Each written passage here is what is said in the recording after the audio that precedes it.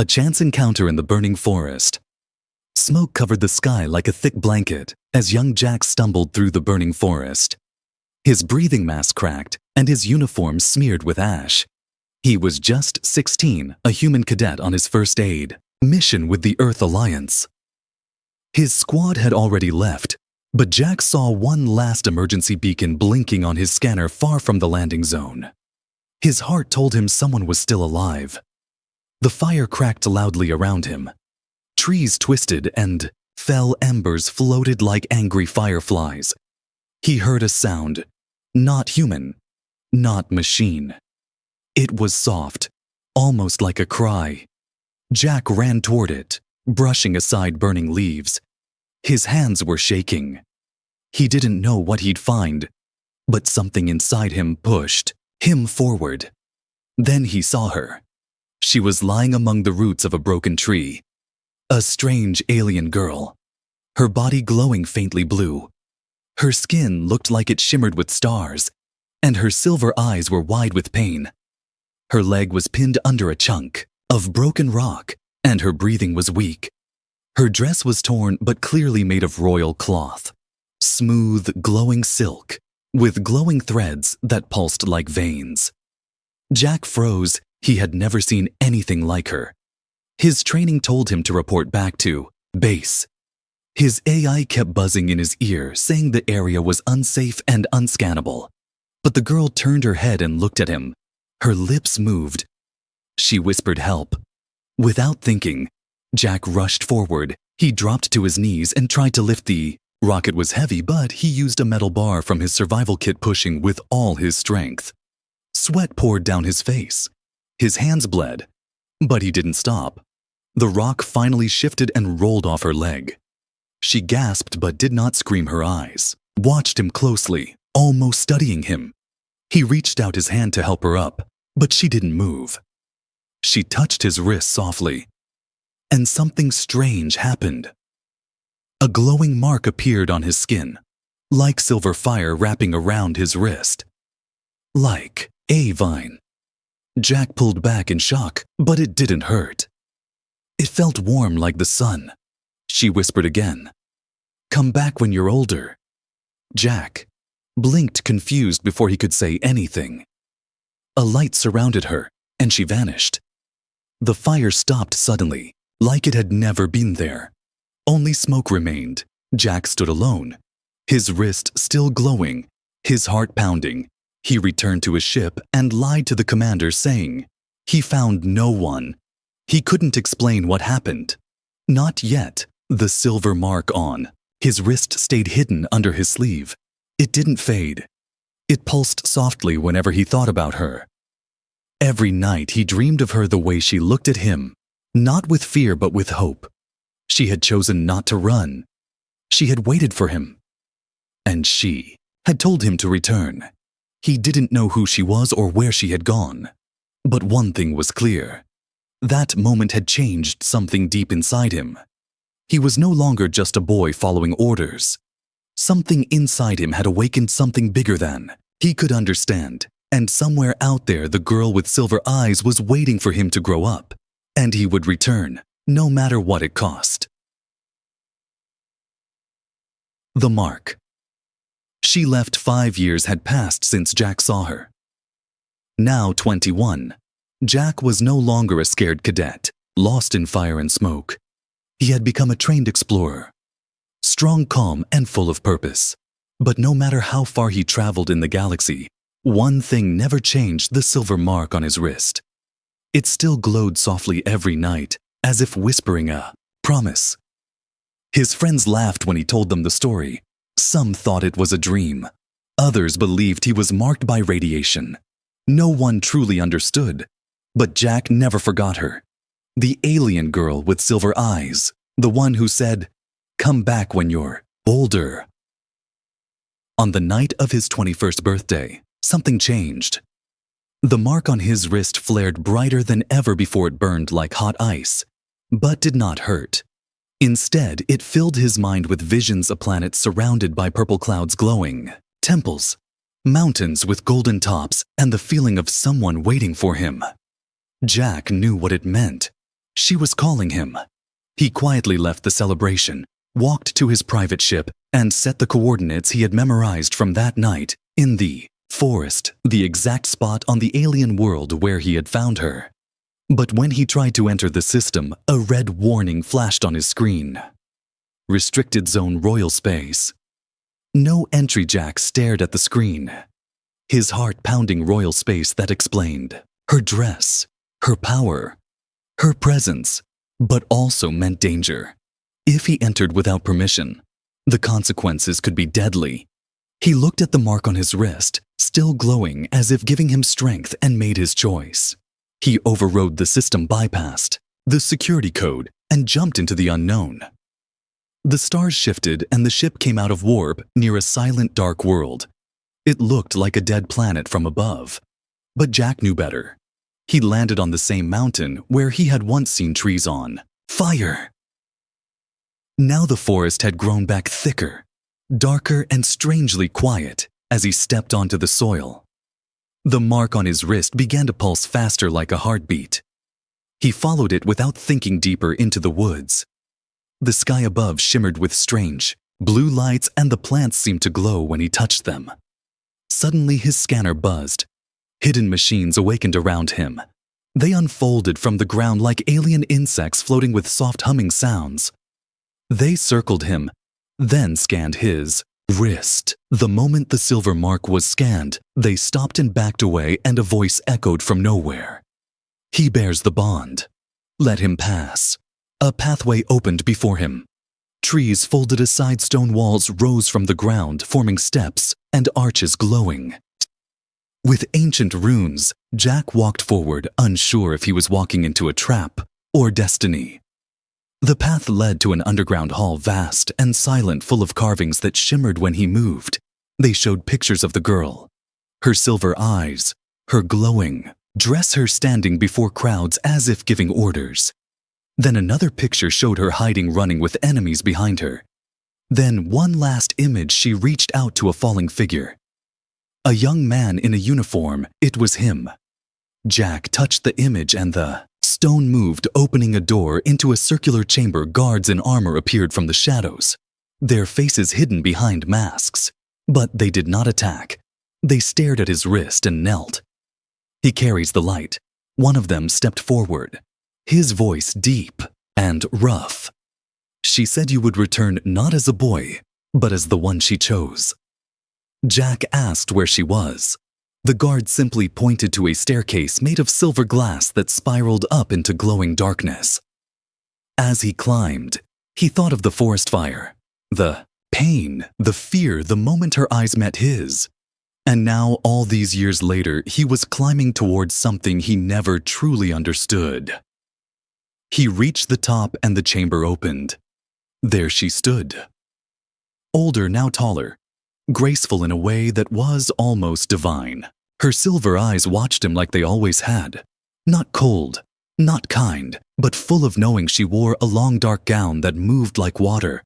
Her hair had strands of light running through it, and the air around her was warmer, as if touched by stars. She did not smile. She simply said, "You returned." Jack nodded, unable to speak, his chest heavy with emotion. She looked at his wrist and then into his eyes. "You've grown just as I hoped. But words are not enough now. You must prove it." Before he could ask what she meant, the floor below him shifted. The room darkened and a new path opened, glowing with light and danger. "3 trials await you, human. If you wish to stand by my side, you must survive them." Jack stared at her. Not with fear, but with understanding. Had come all this way for her. He was ready to face anything, even if it meant losing everything. Aga. The forgotten planet of the crowned exile. Jack stepped through the glowing archway without hesitation. The air changed immediately, colder, heavier, as if the room itself was holding its breath. His boots echoed softly on stone, the walls lit with symbols, older than any language he knew. Carvings of stars, beasts, and battles swirled around him, telling stories in silence. He was walking into a part of history no human had seen. Behind him, the chamber sealed shut, locking him in alone ahead. The path split into 3 tunnels, each marked by a different symbol. One showed a sword, the second a mirror, the third a flame. Jack's wrist mark pulsed and pointed him toward the sword tunnel. His trial had begun. The tunnel led into a cavern where massive statues of warriors lined the sides. Some looked human. Others were clearly alien. All carried weapons and stood like silent watchers. Jack didn't have a weapon, only the training of Earth's Explorer course, but he walked on until a deep grinding noise filled the chamber. A metal gate opened and a creature stepped out, tall, armored, and shaped like a shadow. It carried a long spear, and its glowing eyes locked onto Jack. Only strength reveals truth. A voice echoed around the room. The figure lunged forward, fast and brutal. Jack dodged, rolled, and grabbed a fallen shield nearby. The creature attacked again and again, testing him, forcing him to move, to think he couldn't match its power. But he used its weight against it, sliding, dodging, slamming the shield into the side of its leg. It roared and dropped the spear. Jack kicked it away and used the shield to block a heavy strike. Then he leapt forward, grabbed the creature's arm, and twisted with all his strength, forcing it down. The creature froze, then slowly dissolved into mist. First trial complete, the voice said. Jack's breathing was heavy. Sweat ran down his face, but the mark on his wrist flared and the next gate opened. Now the mirror tunnel. He entered a round room with a giant mirror in the center. Instead of reflecting him, it showed another version of him. Same face, but cold eyes. The reflection stepped out of the mirror, becoming solid. It spoke. You think she waits for you. You think you matter. You were just a child in the fire, tool for her escape. Jack stepped forward, fists clenched. Maybe I was, but I chose to come back. I chose this path. The reflection laughed and attacked every move Jack made. It mirrored perfectly. Each punch, each block. It felt like fighting his own doubt, every failure, every fear. But then Jack remembered her eyes, not full of fear but hope. He broke the pattern. He stopped fighting and opened his arms. The reflection paused. Confused. I'm not fighting you. Jack said, I'm accepting you. The reflection shattered into light. Second trial complete, the voice whispered. Again, Jack dropped to his knees, heart pounding, but not from battle, from emotion. His path wasn't just about fighting. It was about understanding himself. The last tunnel waited, the one marked with flame. He entered expecting fire, but instead found a quiet garden glowing softly with blue plants. At its center was a tree made of crystal, and under it sat Kalira. Or rather, a vision of her younger, the same girl he pulled from the fire. She looked up at him. Why did you come back? Jack hesitated, then answered, because you asked me to and because I wanted to. She stood and walked to him. Do you really believe I waited for you all these years? Do you think you matter in a world like this? Jack didn't speak. He simply reached out his hand and placed it on hers. The garden vanished. The real Kalira stood before him again in a throne room shaped like a star. The mark on Jack's wrist now golden, not silver. The guards around them dropped to one knee. Kalira stepped forward, her voice calm but powerful. You passed the trials you faced, strength, fear, and truth. But now comes the question. She looked deep into his eyes. Why do you seek me? Jack swallowed, then spoke. Because I never forgot you. Not for a day. And because I want to know who you really are. She finally smiled. Then follow me. Human, we have much to uncover. She turned and walked toward a balcony that opened to the stars below. Them floated the city once ruined, now glowing alive again. Jack stood beside her, the mark on his wrist still burning bright. He had found her again. But the journey had only just begun. The trials of Worth Jack followed Kalira through the glowing hallways of the ancient city. The deeper they went, the more alien the world felt.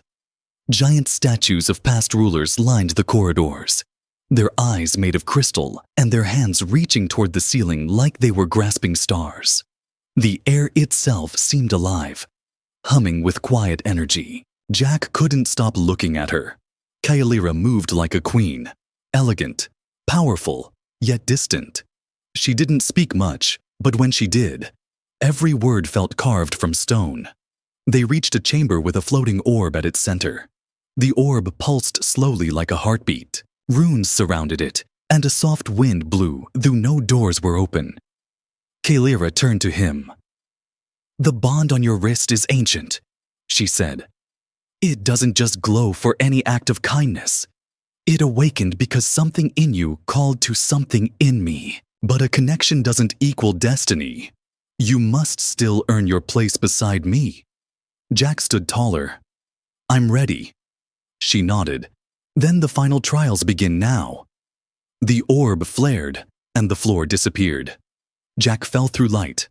No pain, just warmth, and landed on soft ground. But when he stood, he realized he wasn't in a room anymore. He was back in the forest, the same burning forest where he first met her. But this time it wasn't fire that surrounded him. It was silence. Too much silence. He heard footsteps, his own voice calling out for help. Then he saw it, his younger self struggling through smoke. And behind the young Jack, a creature rose. It hadn't been there before. Tall, skeletal, with arms like blades and eyes that glowed with cold hunger. It reached for the younger Jack. This wasn't memory. This was a test. Without thinking, Jack ran toward his younger self and jumped between him and the monster. The moment he did, the world shifted. Now he stood in a battlefield of bones. Soldiers of all species lay scattered, weapons broken, banners burned. Kalira stood at the center of it, wearing armor cracked and stained with blood. Her eyes were tired. Behind her stood her people, children, elders, injured guards. She was defending them alone. Another Kalira, made of light, turned to Jack. "Would you fight for her even if she could never love you back?" The question hit him hard. Would he? Jack looked at the broken people behind her, the fear in their eyes, the weight Kalira carried alone. He didn't speak. He just stepped beside her, picked up a fallen blade, and stood his ground. Light exploded around him. Now he stood before a mirror. Not of himself, but of her. Kalira as a child, then a teen, then the version he saved, then the woman she had become. Her face never showed fear, but behind her eyes, Jack now saw it. Loneliness, pain, isolation, duty. The voice returned. "Would you still stay if you knew her heart was guarded by chains you might never break?" Jack placed a hand on the mirror. "Yes, because I don't want to break her. I want to walk beside her, even if she never opens those doors." The mirror shattered. Jack blinked. He was back in the star-shaped throne room. Kalira stood before him, the real one, arms crossed, but her eyes had changed. They weren't cold anymore, just searching. "You didn't just pass the trials," she said softly. "You chose the harder path each time. You fought not for power, not for glory, but to stand with me, quietly. That is rare." Jack looked down at the golden mark on his wrist. It now shimmered with a second color, a faint blue, the same as her skin. She stepped closer. "You understand something most don't. I didn't need a hero. I needed someone to see me and stay." He smiled. "Then I'll stay." Suddenly, the chamber trembled. Alarms echoed through the ancient stone. One of her guards ran in, speaking in hurried tones. Kalira's face went dark. "The exiled warlords. They've breached orbit. She turned to Jack. They want me dead. They always have. I escaped them once, with your help. But now, I must face them, and you must choose again. Jack didn't flinch. I came back for you, and I'm not leaving you again. Kalira gave him a look he had never seen on her face before. Not royal command, not silent strength, but gratitude. The trials had tested his heart. Now, war would test his soul. And Jack was ready. The enemy. Within the sky above the alien city darkened as Kalira's palace shields flickered under heavy fire. Red streaks of plasma lit the sky like falling comets. Sirens wailed in the distance. Enemy warships, warlords long banished by Kalira's bloodline, had returned with a vengeance. Their ships hovered like vultures, surrounding the ancient world that once crowned her family. They hadn't forgotten her escape, and they hadn't forgiven. Inside the palace, Jack followed Kalira as she marched through the command hall, issuing orders in a language he didn't understand. But her voice was calm, sharp, royal. It didn't matter that she had no army. It didn't matter that the warlords brought destruction. She stood tall, her presence alone enough to steady the guards who remained. Jack stood beside her, silent but alert. His golden blue wrist mark shimmered like a torch in the darkness. Suddenly, a booming crash shook the floor. Dust fell from the high ceiling. A blast had ripped through the outer wall of the palace. Kalira turned sharply. They're already inside.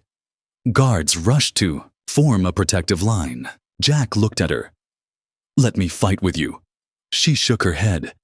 You passed the trials. Your place is beside me, not in front of blades. But Jack wasn't listening. A screech tore through the chamber as a hulking alien beast burst through. The broken stone. A warlord's champion. 8 feet tall, armored from head to toe. It moved like a tank but with unnatural speed. Behind it, more invaders followed. Masked warriors with curved blades and glowing rifles. The guards clashed first. Screams and weapons clashed in a blur. Jack grabbed a fallen alien spear and stepped in front of Kalira before she could stop. Him. You're not the only one with something to protect, he said. Kalira's breath caught in her throat as Jack fought. Wild, messy, but brave. His human training mixed with instinct. He wasn't the strongest in the room, but he was the fastest to react. He knocked one attacker off balance and shielded a wounded guard with his body. But then the champion turned toward Kalira. Its blade rose, glowing with poison. Kalira raised her hand to cast a defensive barrier, but she was too slow. Jack threw himself forward. The blade struck. Not her. Him. He took the full blow in the shoulder and collapsed with a sharp gasp. Jack! Kalira screamed for the first time. Not as a ruler, not as a warrior, but as someone who had just watched someone precious fall. Rage exploded from her fingertips. She unleashed energy unlike anything the room had seen. Light tore through the enemies like fire through paper. Her eyes glowed white, and the very floor cracked beneath her feet. The warlord's champion melted into ash. And then, silence. The last of the invaders retreated. The palace held, but at a terrible cost. Kalira dropped to her knees beside Jack, who was bleeding, still breathing, but barely. She placed her glowing hand over his wound. Don't you dare die. You said you'd stay. He tried to speak, his lips barely moving. Still here. Told you. Kalira's hand trembled as she healed him. Her royal council stood back, stunned. None had ever seen her break protocol, let alone kneel for someone not of her blood. But Kalira didn't care. Her fingers hovered over his wrist, the bond mark now pulsing in rhythm with her own.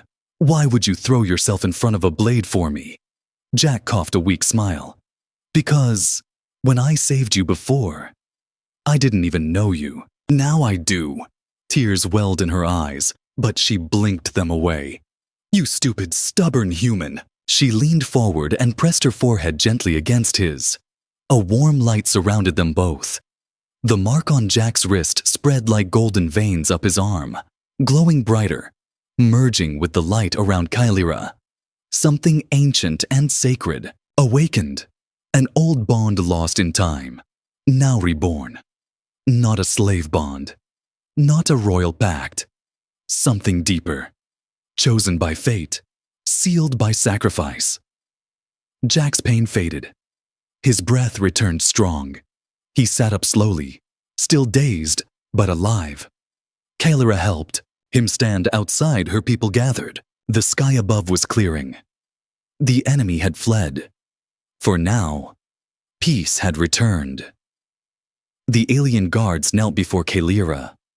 But this time, they also knelt before the human standing beside her. He had bled for their queen. He had chosen her, and she had chosen him. Not just as protector, not just as bondmate, but as something far more dangerous and powerful. Lunkuks. Bond of fire and light. The skies over the ancient alien city glowed with the soft light of dawn. Smoke from the battle still rose in distant plumes, but the worst had passed. The warlord fleet was gone. Their retreat had been sudden, as if something more powerful had warned them away. Inside the royal palace, the halls were quiet. Guards stood watch. Priests murmured prayers for the fallen, and alien healers tended to the wounded. But in the highest chamber of the spire, where light fell directly through a glass ceiling shaped like a star, Kylira stood alone beside Jack. He had been healed, fully, and yet, the golden veins that ran up his arm remained, no longer just a mark of the past. They were something new, something eternal. Jack looked down at his hand, turning it slowly. The symbol had merged with his skin, like it had always been part of him. It pulsed softly, matching Kylira's heartbeat. He could feel it, her presence, without looking at her. She stepped closer, the long folds of her royal cloak trailing behind her like liquid metal. Her crown had returned to her head, though she wore it not with pride, but with quiet purpose. "This is not what I expected," she said, her voice softer than before. Jack turned to her. "What? That I survived?" She shook her head gently. "No, that I care." He blinked, uncertain how to respond. Kylira had always spoken like a queen, like someone too powerful to be touched by feelings, but now her voice trembled just slightly, as if something inside her had finally cracked open. "When I was exiled," she said, stepping to the balcony, "I accepted that I would die forgotten. The council betrayed me. My bloodline was shattered. I became a symbol of failure. Until you pulled me from the fire." Jack stepped beside her, looking out across the glowing city. The towers were lighting up again. Alien citizens slowly filled the streets. Hope was returning. "I didn't save you because I knew who you were," Jack said. "I just saw someone hurt." That was enough. Kylira looked at him, truly looked. "And that's why the bond chose you." She reached out and took his wrist. Where her fingers touched, the golden blue light grew brighter. "This is not a bond of power," she said. "It's not something I can control. It was created by your act of selfless courage. Only once every 1,000 cycles does a bond like this appear. It links not just life forces, but fate." Jack raised an eyebrow. "So what does that mean for us?" Kylira hesitated. Then she stepped closer. "It means you are now part of me, and I am part of you. Forever." Silence stretched between them. He finally asked, "Does that scare you?" Kylira gave a faint smile. "Yes, and nothing has ever scared me before." Suddenly, the chamber doors opened. A high-ranking alien priest entered, wearing dark robes stitched with silver stars. He bowed. "Your Highness, The Council of the Exiled Bloodlines has arrived. They await your judgment. Jack turned to her. What will you do? Kaelira looked toward the door, then back at Jack. The old laws demand I destroy them for treason, but you've shown me something strange. Something I haven't known since I was a child. What's that? Mercy. She walked past the priest, her footsteps echoing like soft thunder. Jack followed her.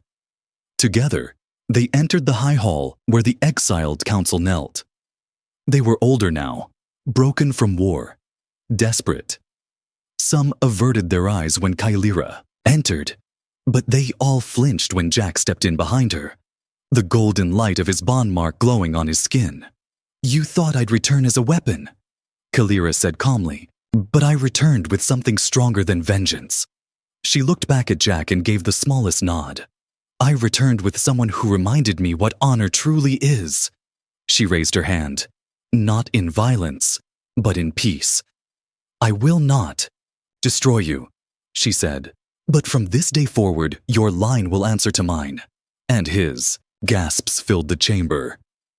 He is human, one council member spat. He is bonded, Kaelira said, her voice unshakable. Chosen not by blood, but by action. And that makes him more worthy than any of you. They could not argue. The bond glowed too brightly.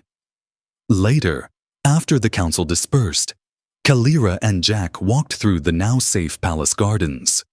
Flowers bloomed again, alien flowers with soft lights pulsing inside their petals. Kaelira stopped and turned to him. There is one final choice to make, she said.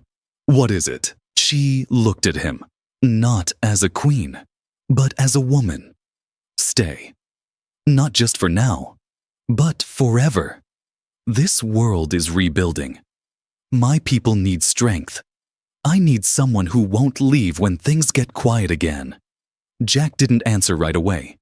He looked at the city below, then at the stars above. And then he looked at her. I didn't come this far just to walk away. Kaelira stepped forward. Her fingers touched his face. For once, there were no guards, no battles, no masks, just two people, and a bond of fire and light. And in that moment, they were home. He returned as promised. The palace gates opened wide as citizens of the forgotten world gathered below. Whispers moved like wind through the crowd, of the human who had returned, of the queen who smiled again, of a bond that glowed like two stars, crossing paths after centuries. Jack stood beside Kaelira on the balcony, dressed no longer in his old Earth uniform, but in robes designed by her people, woven with threads of silver and deep midnight blue. The crest on his shoulder shimmered with two symbols, her house and a new one, his, a house born from a promise kept. Below, the crowd waited in silence. Then Kaelira raised her hand, and a wave of peace rippled outward. You have all suffered, she said, her voice echoing through the air. You were left leaderless, hunted, broken. I too was broken. I had given up on this throne, on this world. But then, years ago, in fire and ash, a boy held out his hand to me. Her gaze slid to Jack. And years later, when I thought no, one would come, he returned. The people stared at him, at the soft golden glow of the bond mark on his wrist, at the way their queen looked at him, and slowly, one by one, they bowed, not because he was powerful, but because he came back. Later, in the quiet halls of the palace, Jack wandered alone, touching the stone walls that now felt like home. Every torch flicker reminded him of the burning forest where it all started. He found himself in the chamber where he first woke after being wounded. He stood in the center and remembered her screaming his name, the way her voice had cracked, not like a queen, but like someone afraid to lose. Kaelira entered silently behind him. She didn't wear her crown now. Her hair was down, long silver strands falling across her shoulders like light. "You disappeared," she said gently. Jack smiled. "Just thinking. I was 16 when I found you. I didn't know anything about who you were. I didn't care. You needed help. That was enough." She stepped closer. "And now?" Jack turned to face her. "Now I know who you are. And I still don't care. You could be Queen of 10 Galaxies, or just the girl I met in the fire. I'd still come back." Kalira looked down. Her hand found his. The bond mark pulsed between their skin like a shared breath. "We are bonded," she said softly. "Not by accident, but by something deeper. Something chosen." Jack lifted her hand to his chest. "Then let's stop running from it." That evening, a private ceremony was held under the Temple of Twin Suns, a structure only opened once, every 1,000 cycles. Lit by soft floating lanterns, only the closest of her council were present. Kalira wore ceremonial white, her dress glowing with soft sapphire light. Jack stood opposite her, not nervous, not confused, just steady, like he had always been walking toward this moment. Their hands were joined by an elder priestess, who chanted in the ancient tongue, but even without words, Jack understood every line. Two paths once divided, now share the same fire. Two hearts once alone, now echo together. Two lives, chosen freely, forever bound. As the final words faded, the bond mark on their wrists merged, no longer separate flames, but one single glowing ring that wrapped both their wrists when they held hands. A seal of fate. After the ceremony, as stars danced overhead, Kalira and Jack sat on the palace rooftop, overlooking their city. "Will Earth understand this?" Jack asked with a grin. Kalira chuckled. "Probably not. But I don't care." He looked at her. "I wonder if I'll ever stop feeling like this is a dream." She leaned her head on his shoulder. "It's not a dream. You just chose something rare. You chose to come back. Most people never do." Jack nodded slowly. "She told me to return when I was older," he whispered. "And I did." A shooting star crossed the sky above them. Neither of them made a wish.